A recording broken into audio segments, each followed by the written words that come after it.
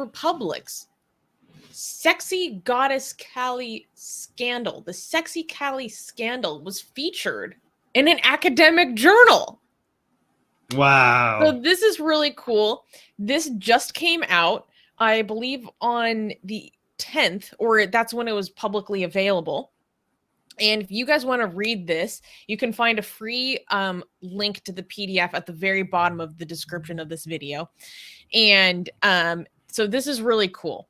So there is this article came out or journal, excuse me, called Global Skeptical Publics.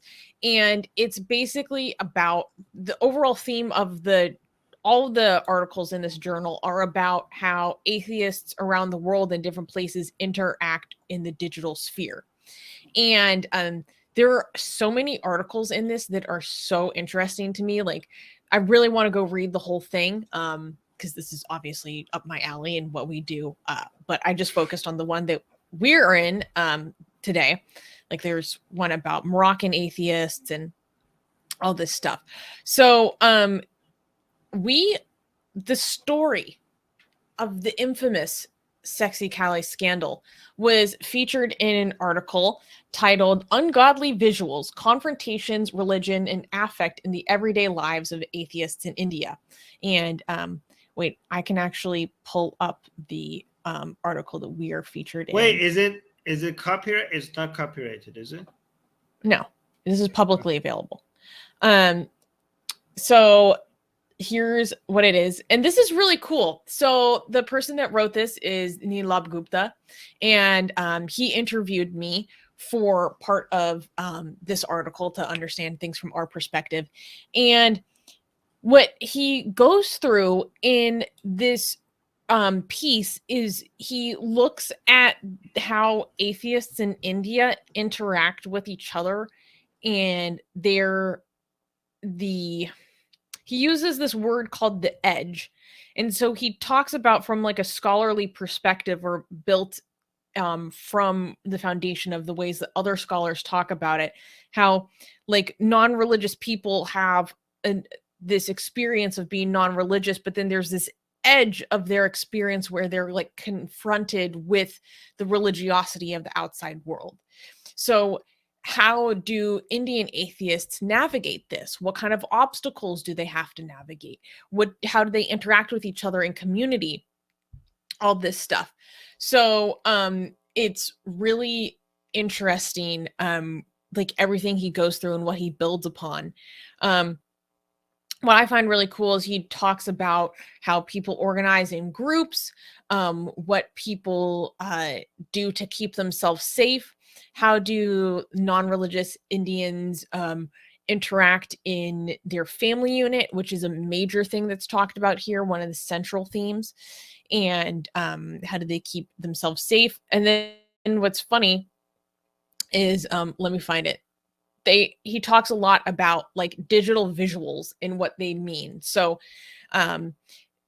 like basically memes, like what is going on with these memes that these Indian atheists share with each other? What is it expressing? What do these memes actually say about what's going on more broadly? Why do so many people relate to these images? So for example, one of them is a picture of a bunch of women sitting at a table, and one woman is holding the mouth of a dog sitting below the table shut, and it's like the mom holding the mouth shut, and then it says me as the dog being muzzled, and then the rest of the people are like family talking about religion. It's like, shut up. And so he uses this meme as a way to talk about how Indian atheists have to interrogate like this level of silence in their everyday lives, and where, you know, navigating when to be silent in the workplace, particularly in the family unit, or when they are silenced but for their own protective reasons and stuff like that. But then, oh wait, go scrolling down. Oh yeah, here we have the classic gay Muslims in heaven meme. And then towards the end, it talks about the Sexy Kali affair. Wow. That's us. Yeah, so he just does a really interesting job breaking apart like This is how this look at Armin, that's you. Armin Navabi, founder of Atheist Republic and an academic journal. Mm-mm. Not my first time in an academic. Oh, it's not my first time. Okay.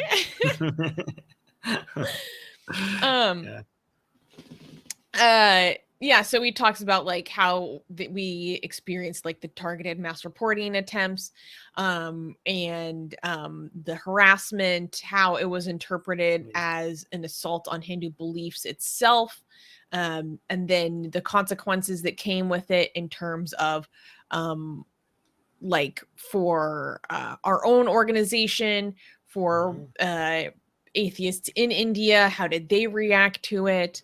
What is this representative of? How is this played out over time? Like we have all these legal cases and stuff. But it was so cool to see this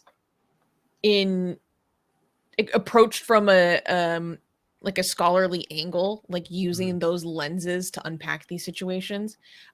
So really, really cool. So again, if you guys want to check out the article, let me pull up the name of it. Like I said before, if you want to find this journal, it's freely available online. The link to it is in the very bottom of this description. Is it? Make sure yeah, at least on YouTube. But the name of the journal is Global Skeptic If you Public. click on the link at the very bottom, this is what you this is what you get. Yeah, exactly. And then there it says this one. Get the PDF right there. Oh, okay. So if you so the $30 is for the paperback, or sorry, £30. So the PDF is free. Okay. Yeah, exactly. Cool. Okay, that's good. And the name of the article itself is Ungodly Visuals, Confrontations, Religion, and Affect in the Everyday Lives of Atheists in India. So yeah, really cool, really fun to dive into. And also, like, I learned a lot about different elements of the atheist or non-religious Indian experience that I hadn't really learned before. So I really, really loved it and highly recommend. Look at this. This is blasphemy. Mariam, this is blasphemy. You're gonna get on the same boat that we have been by this kind of talk. You could have an FIR. You could have police reports filed against you. Like us, Mariam. Yeah, this is nothing to play around with. Yes. We got a super chat. GJ gave us another super chat. Thank you. €6. Thank you. Saying late again. The first time I saw or heard Imam Tawhidi, I thought he was Sacha Baron Cohen character. You know, like Borat. He does look like him. Yeah, you're right. Okay, honestly, I see why you might believe that. Yeah. Thank you for the super chat. Anyway, that's great. We're we've been covered in. Our case has been covered in academia now. Sexy Cali is Sexy Cali forever, right? So, Sexy Cali forever. Yeah, you can't get rid of Sexy Cali. It will keep coming back one way or another. Now in academia. So you're gonna read this entire thing? That's pretty good. Like you actually seem very interested in. Yeah, not all of the articles, but a lot. There were a few in this whole journal that stood out to me that seemed very relevant to our work. So I want to dive into it. Yeah, I'm a nerd. Yeah, people seem to be actually interested in reading this as well, the live chat. So that's good. Yeah, guys, link in the description. Make sure you go check it out, especially the Sexy Cali section. Make sure you read that part because I think the analysis would be interesting. All right, we should go because we're both hungry. We're starving. I'm starving. You're starving too? And my pain meds aren't working. Oh, yeah. Oh, got the PDF.